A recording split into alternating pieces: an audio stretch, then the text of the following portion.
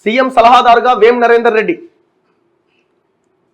ప్రభుత్వ సలహాదారులుగా షబ్బీర్, హర్కర వేణుగోపాల్, ఢిల్లీలో రాష్ట్ర ప్రభుత్వ ప్రతినిధిగా మల్లు రవి అట. జీవో వచ్చినట్టున్నదేమో. కేసు ఎవరు మన రేవంత్ రెడ్డి పక్కన ఉండే వాళ్ళ లిస్ట్ ఏడుందో ఇది 2 3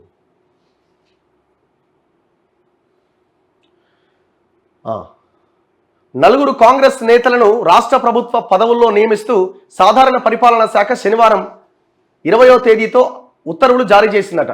అంటే ఆదివారం ఉత్తర్వులు జారీ చేసింది, శనివారం డేట్తోని. మహబాద్ మాజీ ఎమ్మెల్యే పిసిసి ఉపాధ్యక్షుడు వేం నరేందర్ రెడ్డి ముఖ్యమంత్రి సలహాదారుగా నియమితులయ్యారట. పిసిసి ఉపాధ్యక్షుడు మల్లు రవిని రాష్ట్ర ప్రభుత్వం తరపున ఢిల్లీలో ప్రత్యేక ప్రతినిధిగా పెట్టిరట. మరో ఉపాధ్యక్షుడు హర్కర వేణుగోపాల్ను రాష్ట్ర ప్రభుత్వ ప్రోటోకాల్ ప్రజా సంబంధాల విభాగాలకు సలహాదారుగా నియమించారట. మాజీ మంత్రి షబ్బీర్ అలీని ఎస్సీ ఎస్టీ బీసీ మైనార్టీ సంక్షేమ శాఖలకు సలహాదారుగా నియమించారు. నలుగురికి కేబినెట్ హోదా కల్పించారట. సో వీళ్ళందరూ ఇప్పుడు మినిస్టర్ హోదాతో ఈ పదవుల్లో కూర్చుంటారు అనమాట. సో యాక్చువల్గా షబ్బీర్ అలీకి మంత్రి పదవి ఇచ్చే అవకాశం ఉండొచ్చు అన్నారు. వాస్తవానికి మైనార్టీలు ఎవరు గెలవలే వీళ్ళ షబ్బీర్ అలీ ఓడిపోయాడు, ఫిరోజ్ ఖాన్ ఓడిపోయాడు. సో ఇట్లా ఇంకా మొత్తం అందరూ ఓడిపోయారు.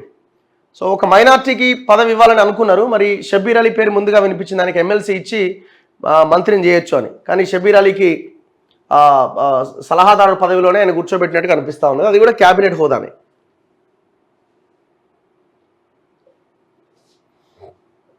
సో ఇట్లా ఈ నలుగురికి పదవులు కట్టబెట్టినట.